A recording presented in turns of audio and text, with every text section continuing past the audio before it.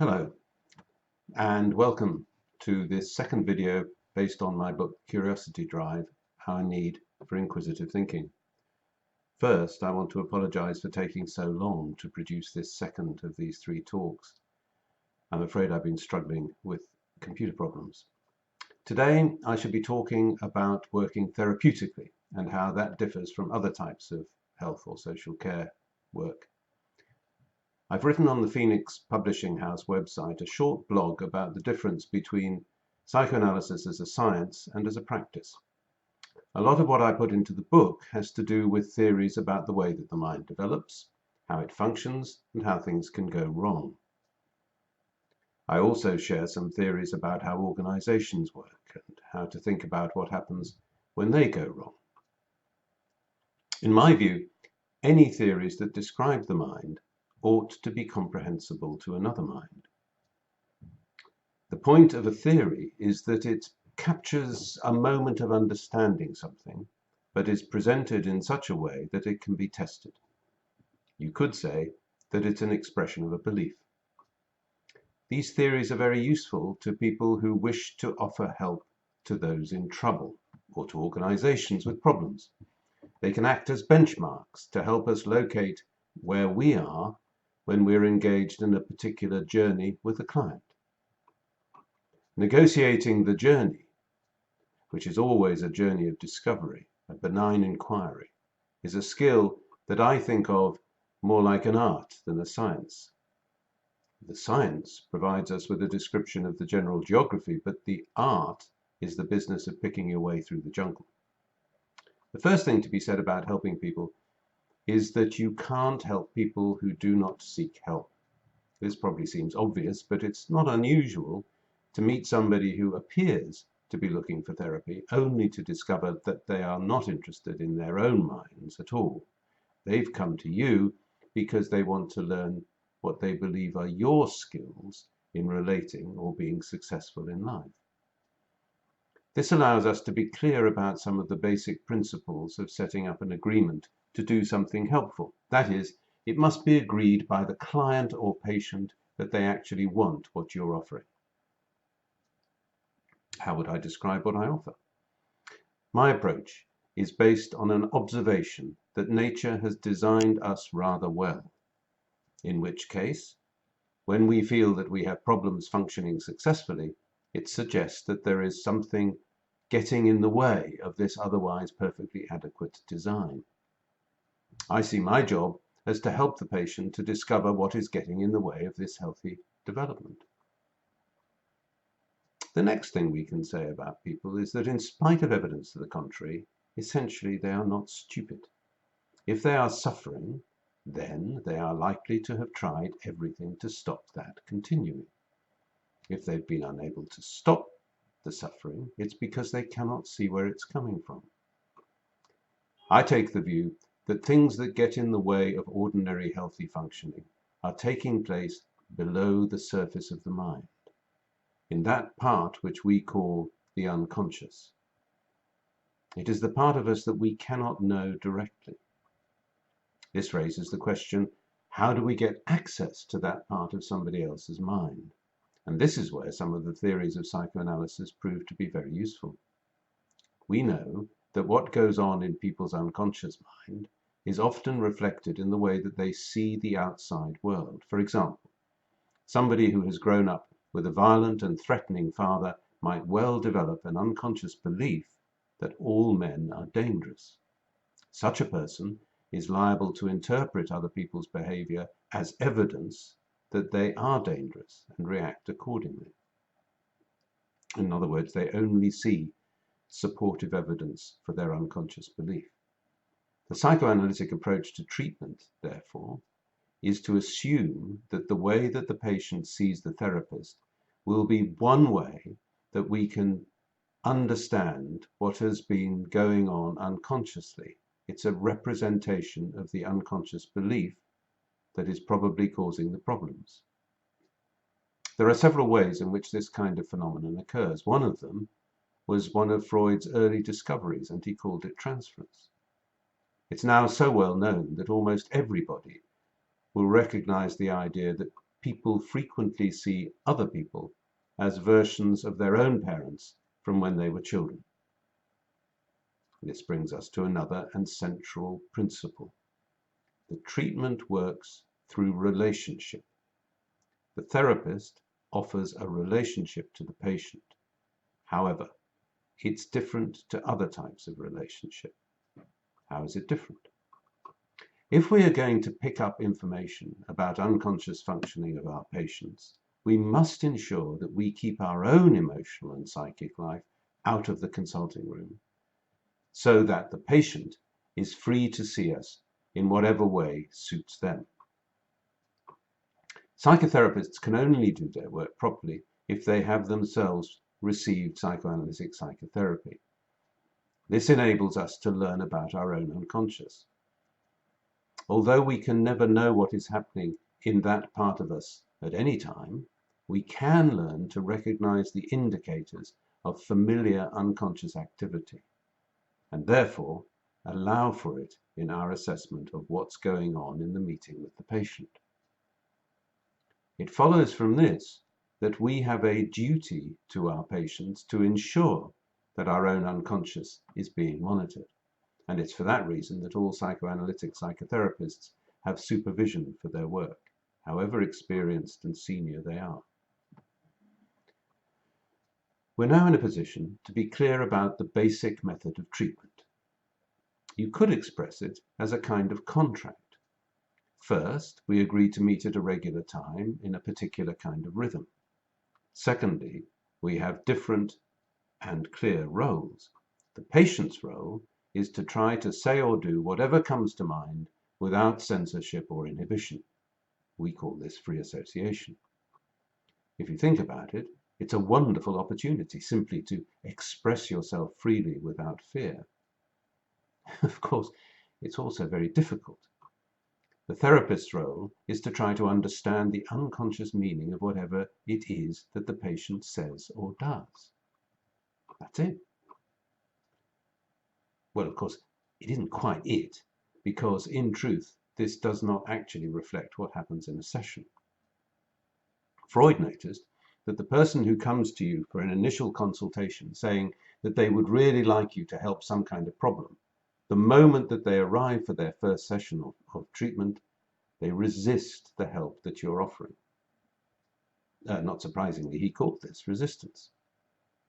It's important to note that neither Freud nor I believe that patients are doing this deliberately. You might say that it is the unconscious part of the patient not wanting anything to change. Of course, that means that in this resistance, we can see evidence of how the patient's unconscious is functioning. Although I wouldn't call it a contract as such, I think it is important to make the arrangement of different roles and responsibilities clear to the patient from the start of treatment, because it authorizes us to do what might otherwise seem quite mad. For example, when a patient arrives late for a session and has a story about how difficult it's been to get here, we might speak about their anger at us for what we said in the previous session. That sounds a bit mad, doesn't it? Now, there are two types of observation to make from that example. First, the therapist holds to his part of the contract and describes the unconscious meaning of the patient's behavior, treating being late as the patient's free association, the patient's communication to him. That's why it's not bad, because it fits with what he's supposed to do. The second thing is the point of this little talk. The patient has broken the contract. He's broken a rule. He's crossed a boundary. It's my claim that only by breaking the agreement is the patient actually allowing work to happen. If a patient comes to therapy and is happily pursuing his own thoughts in a free way and learning from them as he goes, there's no need for me to say anything. The point at which I'm invited to work is the point at which the rules that we have agreed upon are being challenged. What I'm saying is that the real work occurs where boundaries are broken. Resistance, which is essentially the struggle around understanding the problem, always happens at the therapeutic patient boundary. In the book, I describe how I first discovered that boundaries are the place where real therapeutic work happens. I was a very young man in charge of a treatment unit trying to organize rules for very difficult and challenging adolescents. I was in agony trying to find the right rule, and it was only a friend telling me there's no such thing that led me to make my discovery. The fact that his observation was so obviously true caused me to be, guess what, curious about why it had been such a problem for me. I discovered that without realizing it, I'd been attempting to find a rule that would be acceptable to all parties, particularly staff and kids. I was doing this so that I could create a rule that would not cause controversy or conflict. But the reason I couldn't settle on an answer was that there wasn't such a position. It dawned on me that rules provide a place where a conflict can take place. If you substitute the word encounter for conflict, it is clear that these are the places where serious therapeutic encounters can happen. All at once, it was clear to me that the provision of rules about behavior would be opportunities to have powerful encounters that could be thoroughly addressed, so that whatever the true underlying issue really was, it could be revealed without the need for the desperate adolescent to escalate his behavior to get real understanding. This insight changed my way of thinking about the design of treatment in that youth treatment center, and it also changed my way of understanding therapy altogether. The real work occurs wherever there can be an intense and intimate contact with the therapist.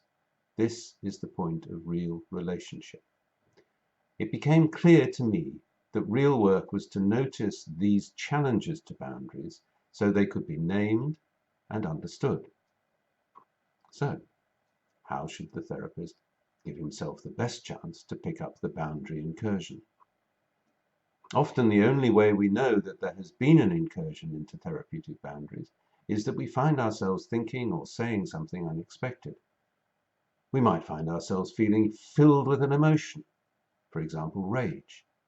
Remember, the agreement was that I would do everything to try to understand the unconscious meaning of the behavior. So if I'm feeling very angry, something has broken through that boundary, and I'm being induced to behave in a way that is not therapeutic. Psychoanalytic psychotherapists are taught to look out for these pressures on our emotional state as signs of a serious communication from the patient. Being caught up in the patient's internal and imaginary world is not bad practice and should never be thought of as such, because it demonstrates that the therapist is open to a real emotional contact with his patient. He is unconsciously available to his patient. It becomes bad practice if the therapist does not notice what's happening over time. We all believe that the things that cause problems are operating unconsciously. We also believe that we cannot know our own unconscious. We know that the way the patients have an impact on us will be through unconscious communication, and therefore it's quite likely that we will not notice that. I can only help you if I can allow myself to be caught up emotionally and psychologically in your struggle, but I won't be able to help you if I can't also move away from that and think about it.